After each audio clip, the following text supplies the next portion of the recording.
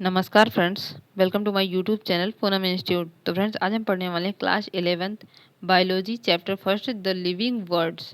इसके बारे में दो पार्ट्स हमने पहले पढ़ लिया, आज हमारा तीसरा पार्ट है। तो हम आगे देखते हैं कि जो हम आज पढ़ने वाले हैं वैज्ञानिक नाम। तो वैज्ञानिक नाम का महत्व क्या है, वैज्ञानिक नाम क्या है। तो जो सामान्य नामों की कमियों के निराकरण के उद्देश्य से स्वीडिश वैज्ञानिक जो है कैरोलस लिनियस ने जो सामान्य नाम होते हैं, जैसे बिल्ली, कुत्ता या फिर कुछ भी शेर है, ये इन सभी नामों की कमियों का जो इनसे कमियां होती हैं उसके निराकरण के उद्देश्य से जो स्वीडिश वैज्ञानिक है, ये स्वीडिश के रहने वाले वैज्ञानिक है कैरोलस लिनियस। इन्होंने अपनी पुस्तक सिस्टेमा नेचुरी, जो इनकी पुस्तक थी वो थी सिस्टेमा नेचुरी। सिस्टेमा नेचुरी में द्विपदनाम पद्धति का वर्णन किया। जो यहाँ वर्जन गलत लिखा हुआ है, यहाँ पर होगा वर्णन किया। आप लोग लिख लीजिएगा, यहाँ लिखते नहीं बन रहा। तो वर्णन किया। तो आगे देखते हैं कि द्विनाम पद्धति का अर्थ क्या होता है। तो हमारा जो यहाँ से निकलता है द्विनाम पद्धति का वर्ड, द्विनाम पद्धति का जो अर्थ है दो नाम या दो शब्दों वाली नामकरण पद्धति। द्विनाम पद्धति का अर्थ यह निकलता है। आगे हम देखते हैं कि इसका जो एक उदाहरण है, कि उदाहरण में मैंजीफेरा इंडिका, जो हमारा मैंजीफेरा इंडिका है, जिसमें मैंजी और मैंजीफेरा इंडिका, तो जिसमें मैंजी है, मैंजीफेरा, ये वंश को प्रदर्शित करता है, तो जो हमारा इंडिका है वह जाति को प्रदर्शित करता है। तो आगे देखते हैं कि किसी भी जीव का नाम दोनों नामों के साथ लिया जाता है। केवल प्रजाति का नाम लेने से जीवों की पहचान नहीं की जा सकती है। हम देखते हैं कि जो जीव के नाम होते हैं वो कहीं ना कहीं दोनों नाम लिए जाते हैं।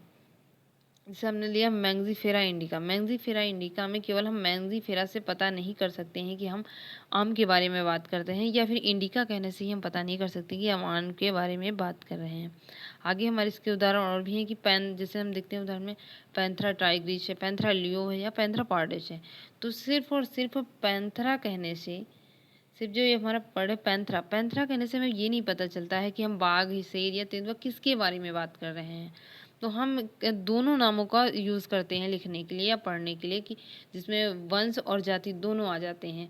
तो ये हमारी कहलाती है द्विनाम पद्धति, जिसमें जीव के दो नाम लिए जाते हैं, एक वंश का, दूसरा जाति का। आगे देखते हैं कि वैज्ञानिक नामों का महत्व क्या है। तो जो वैज्ञानिक नामों का महत्व है, किसी जीव के वर्गीकरण के लिए उसका एक मान्य नाम होना आवश्यक है। अगर किसी जीव का हम वर्गीकरण कर रहे हैं तो उसका एक सर्वमान्य नाम होना चाहिए, जिसे हम कहीं भी जाएं उसे उसी नाम से जान सके, कि कहीं भी उसके बारे में जाना जा सके। तो उसका एक सर्वमान्य नाम होना आवश्यक होता है। तो आगे हमारा पॉइंट है, अतः वैज्ञानिक नाम से वर्गीकरण संभव हो पाता है। अगर उसका एक सर्वमान्य नाम है तो उसका वैज्ञानिक वर्गीकरण संभव हो पाता है। नेक्स्ट पॉइंट हमारा है, किसी जीव का वर्णन करने में आसानी होती है। अगर उसका सर्वमान्य नाम है तो उसका वर्णन करने में आसानी होगी। फिर प्रत्येक प्रकार के जीव का केवल एक सर्वमान्य वैज्ञानिक नाम होता है, जिससे कहीं भी उसकी पहचान सुनिश्चित हो सके। पेपरों में पूछ लिया जाता है कि वैज्ञानिक नामों का महत्व। तो आप यहाँ से 3-4 पॉइंट्स हैं जो आप लिख सकते हैं। जैसे प्रत्येक प्रकार के जीव का केवल एक सर्वमान्य वैज्ञानिक नाम होता है, जिससे कहीं भी उसकी पहचान सुनिश्चित हो सके। और अगला हमारा पॉइंट है कि यह सार्वभौमिक, अर्थात पूरे विश्व में एक समान होता है। मतलब कहीं भी, मैंने पहले बताया कि कहीं भी आप जाओ तो उसे एक ही नाम से जाना जाता है, वो उसका वैज्ञानिक नाम होता है। अब आगे हम देखते हैं कि इसे मतलब कई भी पद्धतियों में डिवाइड किया गया, जिसमें पहला है कोड ऑफ बायोलॉजिकल नॉमेनक्लेचर। जो है बायोलॉजिकल का मतलब होता है जो बायोलॉजी होती है, बायोलॉजी का अर्थ मैंने बताया कि जीव विज्ञान, जिसके अंदर हम जीवों का अध्ययन करते हैं। तो biology, code of biological nomenclature, यहाँ से देखते हैं तो जीवों का अध्ययन, उनका नामकरण व वर्गीकरण सरल व सुलभ करने के लिए एक पद्धति बनाई गई, जिससे पूरे विश्व में एक ही नाम से उसे स्वीकार किया जाए। इसे अध्ययन के लिए, उनका नामकरण करने के लिए, वर्गीकरण करने के लिए, सुलभ या सरल बनाने के लिए एक पद्धति बनाई गई, जिसे हम उसे कई विभागों में बांटते हैं या कई पद्धतियों में रखते हैं। तो हमारी कुछ हैं जो इनके भाग हैं कि वो अलग अलग तरीके से रखे गए हैं। तो हमारा पहला है कि international code of zoological nomenclature. जो international code of zoological nomenclature है, इसके अंतर्गत हम जंतुओं का अध्ययन करते हैं। और दूसरा हमारा है international code of botanical nomenclature, इसके अंतर्गत हम प्लांट या पादप का अध्ययन करते हैं।